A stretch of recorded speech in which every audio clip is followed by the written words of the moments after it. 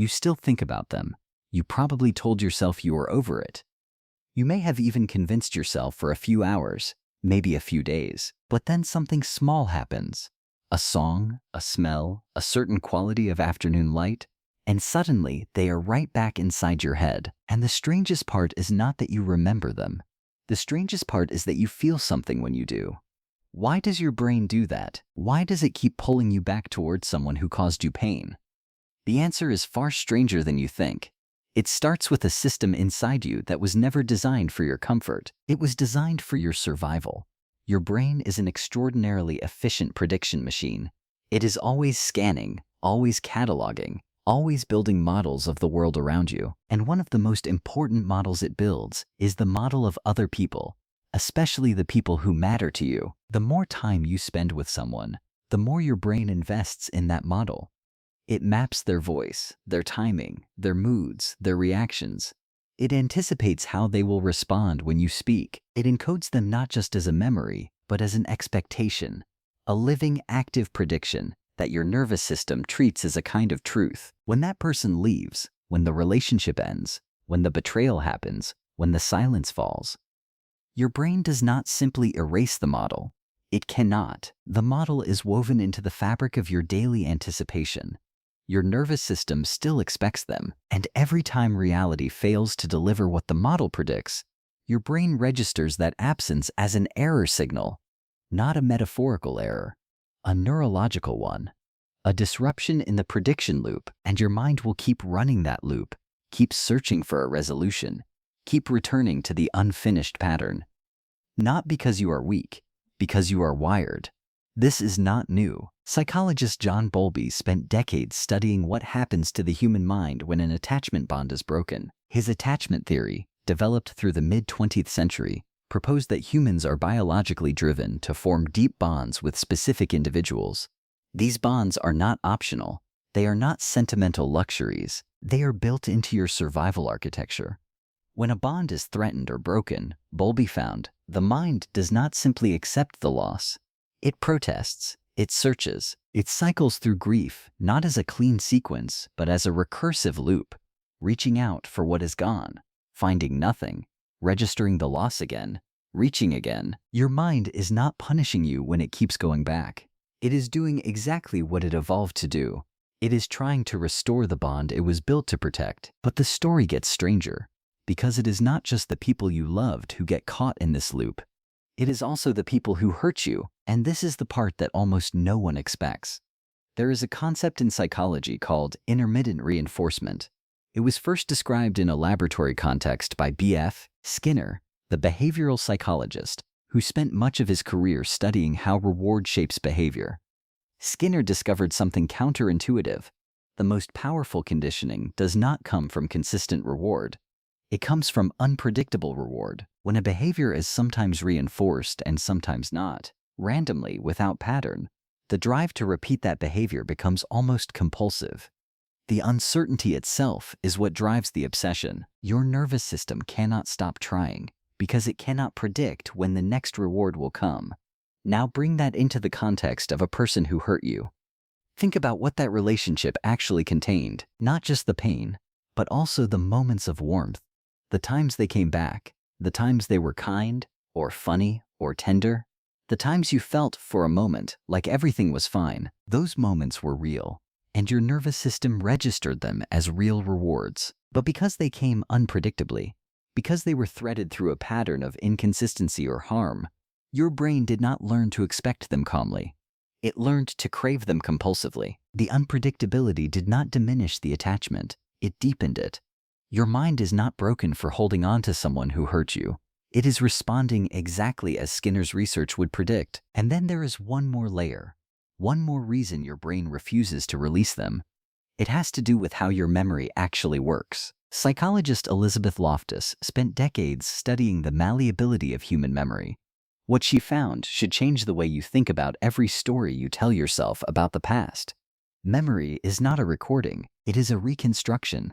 Every time you remember something, you are not replaying a file. You are rebuilding it from fragments. And in the rebuilding, you add things, you smooth edges, you fill gaps, you reinterpret. Your brain is not a neutral archivist. It is a meaning maker. And the memories it works hardest on are the emotionally charged ones, the ones that still carry energy, the ones that are still unresolved. Here is what that means for the person you cannot let go of. Every time you revisit the memory, your brain is subtly editing it. Sometimes it softens the pain and amplifies the warmth. Sometimes it does the reverse.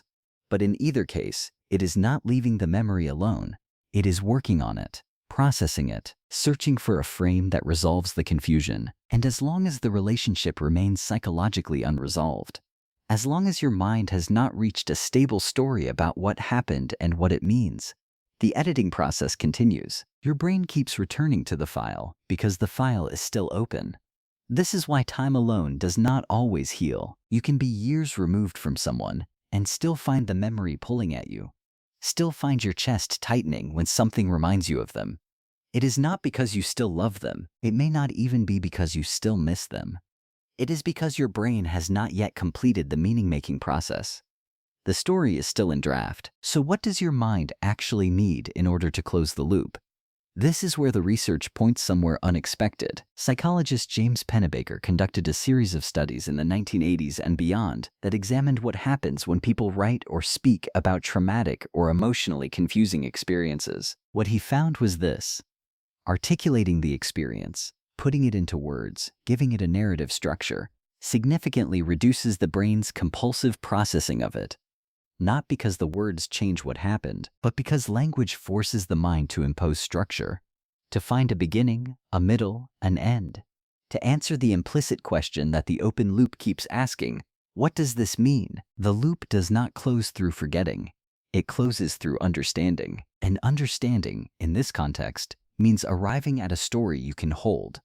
Not a perfect story, not a fair story necessarily, but a coherent one that allows your nervous system to stop searching for more information and begin, finally, to rest. But here is what no one tells you. The story does not have to include the other person. This is perhaps the most liberating truth in all of this psychology. Your brain's need for closure is a need for internal resolution, not external confirmation. You do not need them to apologize. You do not need them to understand. You do not need them to acknowledge what they did, or what they meant, or what was lost. Your nervous system is not waiting for their cooperation. It is waiting for yours. You are the one who holds the incomplete file, and you are the only one who can finish writing it. This does not mean minimizing what happened. It does not mean telling yourself it did not matter. The attachment was real. The pain was real. The prediction model your brain built around that person was built from real experience. You are not holding on because you are imagining things. You are holding on because something was actually there, and then it was gone, and your mind is still standing in the place where it used to be, looking for it. The work is not to stop feeling that. The work is to understand why you feel it, to recognize that the pull you experience is not a sign of weakness or failure or obsessive love. It is a sign of a nervous system doing its job, a sign of an attachment system working precisely as designed, a sign of a brain that invested in someone, built a model of them, and has not yet received the signal that it can let the model go. And the strange mercy in all of this, the part that Bowlby and Skinner and Loftus could not fully anticipate, is that once you understand the mechanism loses some of its grip. Not all of it, but some. Because what your brain fears most is not the loss. It is the incomprehensibility of the loss, the open question, the unresolved story, the prediction that keeps firing and finding nothing. Give the story a shape, not for them, for the part of your nervous system that is still waiting, still searching, still standing at the door of something that has already closed. You still think about them. You probably told yourself you were over it, and maybe one day you will be. Not because you stopped caring, but because your brain finally got the signal it has been waiting for all along, that the story is finished, that the loop can close, and that you are allowed to stop looking.